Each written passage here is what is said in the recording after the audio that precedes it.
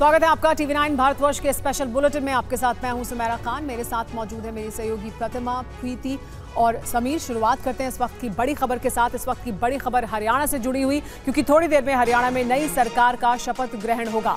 नायब सिंह सैनी लेंगे CM पद की शपथ। नायब सिंह सैनी हरियाणा के अब नए मुख्यमंत्री होंगे। राजभवन में शपथ ग्रहण समारोह का आयोजन किया जाएगा। तैयारियां पूरी हो चुकी हैं। नायब सिंह सैनी के साथ कुछ और मंत्री भी शपथ ले सकते हैं। बताया ये जा रहा है कि 2 डिप्टी CM भी हो सकते हैं जो शपथ लेंगे। लेकिन देखिए, तैयारियां हो चुकी हैं और बस अब से कुछ देर बाद शाम 5 बजे का समय क्योंकि दिया गया था, तो शपथ ग्रहण समारोह की होगी शुरुआत। और बड़ी खबर बता दें, शपथ ग्रहण के मंच से एक कुर्सी हटाई गई है। पहले मंच पर लगी थी 7 कुर्सियां, 4 विशेष कुर्सियां भी मंच पर रखी गई। गवर्नर, स्पीकर, खट्टर, सैनी के लिए अलग कुर्सियां रखी गई हैं और इस बीच बताया जा रहा है कि कुछ कुर्सियां हटा भी ली गई हैं। तो ये इस वक्त की बड़ी खबर है। अब से कुछ ही देर में शपथ ग्रहण समारोह होगा शुरू और उससे पहले कुछ बदलाव भी यहां पर नजर आ रहे हैं।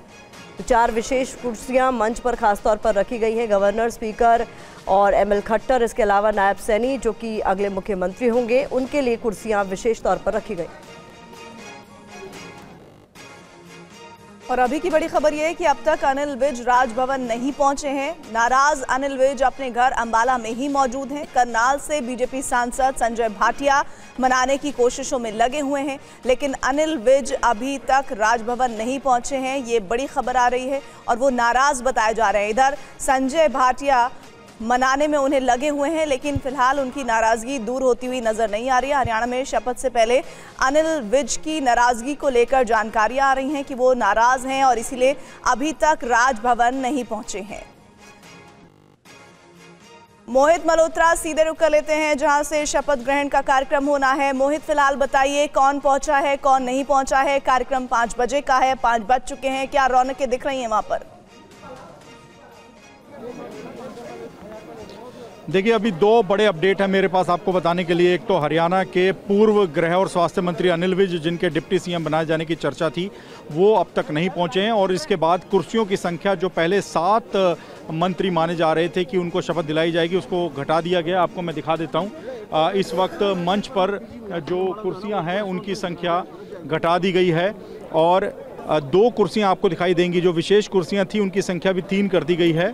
एक पर गवर्नर बैठेंगे, उनके साथ स्पीकर हो सकते हैं, और एक पर जो नवनियुक्त मुख्यमंत्री हैं नायब सिंह सैनी, वो मौजूद रहेंगे। लेकिन 2 लोग कौन है जो शपथ लेने जा रहे हैं, इसको लेकर अब एक बार फिर से सस्पेंस बन गया है, क्योंकि जो नाम अब तक सामने आ रहे थे, इसमें डिप्टी CM के तौर पर अनिल विज का नाम था, वो उलटफेर होता हुआ दिखाई दे रहा है, क्योंकि अनिल विज नाराज हैं। वो अपने से जूनियर नायब सिंह सैनी के अंडर काम करने को तैयार नहीं है, ऐसी बात बताई जा रही है। इसी बात की उन्होंने नाराजगी दिखाई है और उनका नाम यहां पर शपथ ग्रहण की लिस्ट में था, लेकिन ऐन मौके पर वो यहां पर नहीं पहुंचा। और एक बात और मैं आपको अपडेट दे दूं कि इससे पहले ये होता रहा है कि शपथ लेने वाले मंत्रियों के नाम सार्वजनिक कर दिए जाते हैं, पहले ही बता दिया जाता है कौन कौन शपथ लेगा, लेकिन आज ऐसा नहीं हुआ।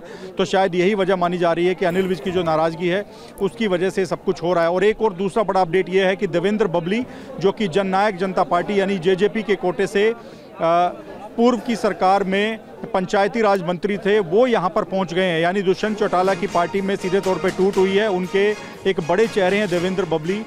ये अहम खबर दे रहे हैं हमारे संवाददाता मोहित मल्होत्रा। देखिए, जिस बात का अभी मोहित जिक्र कर रहे थे, ये अहम खबर है। JJP कोटे से पूर्व मंत्री देवेंद्र बबली राजभवन पहुंच गए हैं। JJP के कोटे से वो पिछली सरकार में मंत्री थे। देवेंद्र बबली राजभवन पहुंच गए हैं। यानी TV9 भारतवर्ष ने सबसे पहले जो आपको खबर दिखाई थी कि JJP में बड़ी टूट हो सकती है। 4 से 5 विधायक JJP के छिटक सकते हैं, दुष्यंत चौटाला का दामन छोड़ सकते हैं। वो खबर भी अब कंफर्म होती नजर आ रही है। मोहित, ये दुष्यंत चौटाला के लिए बड़ा झटका है, टूट गई JJP। जी बिल्कुल, देखिए बड़ा झटका है और उनको भी इस बात की अच्छे से जानकारी है। दिल्ली में जो उन्होंने विधायक दल की बैठक बुलाई थी, वहां पर भी ये 5 विधायक नहीं पहुंचे थे। हालांकि अब हिसार में रैली करके अगला जो कदम है वो घोषित करने का जननायक जनता पार्टी ऐलान कर रही है, बता रही है कि हिसार रैली में आगे की रणनीति बताई जाएगी। लेकिन अपना जो उनका नाराज धड़ा है उसको कैसे मनाया जाएगा, वो यहाँ पर देखने वाली बड़ी बात है। आपको जल्दी से मैं यहाँ पर दिखा देता हूँ कि अभी चल क्या रहा है। अभी गवर्नर के आने का इंतजार हो रहा है और यहाँ पर आप देखिए कुर्सियों की अदला बदली लगातार अंतिम दौर में भी दिखाई दे रही है। हालांकि कुछ कुर्सियां पीछे रिजर्व रखी गई हैं, उन कुर्सियों को क्या आगे लाया जाएगा, ये बड़ा अनएक्सपेक्टेड सा शपथ ग्रहण यहाँ पर हो रहा है, क्योंकि नाम जो पहले प्रस्तावित हैं उनमें से कई नाम क्या यहाँ पर शपथ नहीं ले पाएंगे, ये बड़ी बात है। लेकिन गवर्नर यहाँ पर पहुँचेंगे और उनके साथ सीएम मौजूद रहेंगे और अन्य कौन कौन विधायक जो है वो मंत्री के तौर पे शपथ लेगा, क्या पूर्व की कैबिनेट के कुछ चेहरे होंगे, इस पे बड़ा सवाल है। पीछे आप देखिए जो मुख्य कुर्सियां लगी हैं उनके पीछे आप देखिए करीब 10 कुर्सियां जिनको पीछे लगाया गया है, मन से उतारा नहीं गया, अभी पीछे उनको साइड में लगा दिया गया है। तो ये शपथ ग्रहण में कौन कौन शपथ लेगा, इसको लेकर अभी सस्पेंस बना हुआ है। भव्य बिश्नोई को भी क्या शपथ दिलाई जाएगी, क्योंकि ऐसा हो सकता है कि भव्य बिश्नोई भी पहली बार चुनाव जीतकर विधायक बने हैं, अगर उनको डिप्टी सीएम बना दिया जाता है तो अनिल विज की नाराजगी और भी बढ़ सकती है। तो ये भी आशंका लगातार बनी हुई है। की नाराजगी की खबरें अभी भी इस वजह से और ज्यादा हैं क्योंकि वो अभी भी नहीं पहुंचे हैं राजभवन। आप बने रहे हैं हमारे साथ, लेकिन इस बीच अपने दर्शकों को बता देते हैं जो बड़ी जानकारी मिल रही है शपथ ग्रहण से जुड़ी हुई ये कि मंच पर लगातार कुर्सियां बदली जा रही हैं, जो मोहित अभी दिखा भी रहे थे। मंच पर लगी 7 कुर्सियों को हटाकर 2 कर दिया गया है, कुछ कुर्सियां अभी भी पीछे रख दी गई हैं, यानी रिजर्व में अभी भी कुर्सियां मंच पर ही मौजूद हैं। अनिल विज की नाराजगी मानी जा रही है इसकी बड़ी वजह।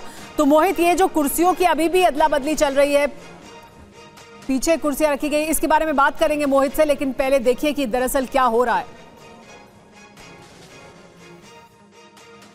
हरियाणा सरकार की न सिर्फ पूरी तरह से तस्वीर बदल गई है, बल्कि हरियाणा में बीजेपी ने नई सरकार का गठन कर अपने सहयोगी दल जेजेपी से नाता भी तोड़ लिया है। दरअसल आज सुबह से ही हरियाणा में सियासी हलचल बढ़ गई थी। मुख्यमंत्री मनोहर लाल खट्टर के साथ हरियाणा मंत्रिमंडल ने भी सामूहिक इस्तीफा दे दिया, यानी कि बीजेपी ने अपने और निर्दलीय विधायकों के साथ नई सरकार का गठन किया है। 41 विधायकों वाली बीजेपी को एचएलपी के एक विधायक का भी समर्थन है। हरियाणा विधानसभा में बहुमत का आंकड़ा 46 है। नए सरकार में दुष्यंत चौटाला को जगह नहीं मिली है। लोकसभा चुनाव में गठबंधन नहीं होने के बाद दुष्यंत चौटाला को लगातार बीजेपी झटका दे रही है। अब दुष्यंत चौटाला सरकार से बाहर हो गए हैं। जेजेपी के बिना भी बीजेपी की सरकार को कोई खतरा फिलहाल नहीं है, लेकिन पार्टी बहुमत के बॉर्डर पर ही रहेगी, यानी 3 निर्दलीय विधायक भी छिटके तो सत्ता खतरे में आ सकती है। हालांकि दुष्यंत चौटाला की पार्टी में टूट की अटकलें लगाई जा रही हैं। जेजेपी के 5 से 6 विधायक बीजेपी के साथ जा सकते हैं।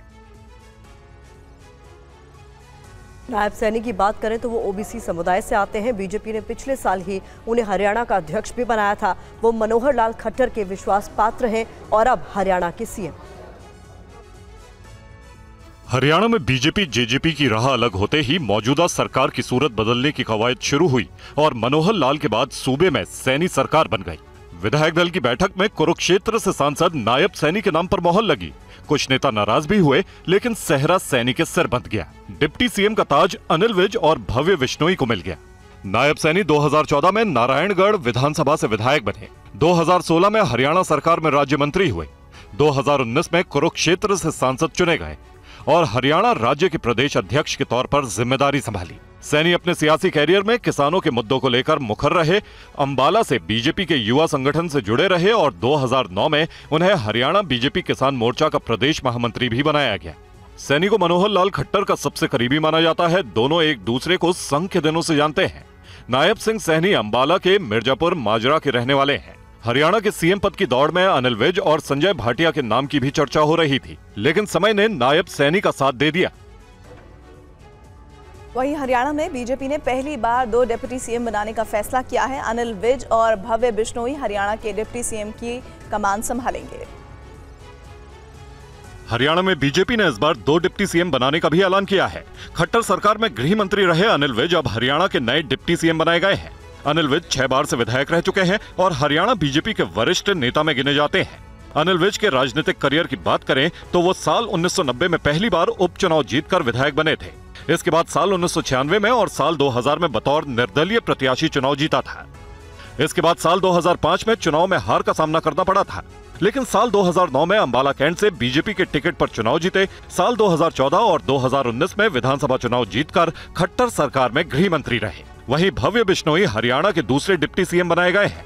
31 साल के भव्य बिश्नोई हरियाणा बीजेपी के युवा नेताओं में गिने जाते हैं। अगर भव्य बिश्नोई के राजनीतिक सफर की बात करें तो 2022 के उपचुनाव में आदमपुर से विधायक चुने गए। भव्य बिश्नोई हरियाणा के पूर्व मुख्यमंत्री चौधरी भजनलाल के पोते हैं। भव्य बिश्नोई के पिता कुलदीप बिश्नोई भी हरियाणा से विधायक रह चुके हैं। भव्य बिश्नोई ने London school of economics and political science से पढ़ाई की है। और हरियाणा में नई सरकार के गठन पर आम आदमी पार्टी की तरफ से निशाना साधा गया है। हरियाणा आम आदमी पार्टी के अध्यक्ष डॉक्टर सुशील गुप्ता ने कहा कि हरियाणा में सीएम बदलने से कुछ नहीं होगा। हरियाणा आम आदमी पार्टी के अध्यक्ष और कुरुक्षेत्र लोकसभा से आम आदमी पार्टी के प्रत्याशी सुशील कुमार गुप्ता ने कहा कि बीजेपी और जेजेपी के बीच एक भ्रष्ट गठबंधन था। हरियाणा में व्यवसायियों में भय का माहौल है, जगह जगह गोलियां चल रही हैं। वहीं उन्होंने बीजेपी के गठबंधन पर कहा कि अब बीजेपी जेजेपी इस गठबंधन को तोड़ने का ड्रामा कर रहे हैं। हालांकि इससे कुछ नहीं बदलेगा, क्योंकि हरियाणा की जनता इस सरकार को बदलना चाहती है। बीजेपी हरियाणा की जनता को अब बेवकूफ नहीं बना सकती। भ्रष्टाचार का गठबंधन करके, बेईमानी का गठबंधन करके, एक सोची समझी चाल के तहत ये अलग अलग चुनाव लड़े और आज फिर वो ड्रामा दोबारा करने के लिए जनता के साथ उस गठबंधन को तोड़ के ये कैसे अलग अलग लड़ेंगे कि बस तू अलग वोट काटी और मैं अलग वोट काटू। जनता समझ चुकी है कि तुमने एक मकसद को लेकर चुनाव लड़ा था और एक मकसद को लेकर गठबंधन बात कर किया और एक मकसद को लेकर आज आप उस गठबंधन को तोड़ रहे हैं। हरियाणा की जनता को पूरा शासन के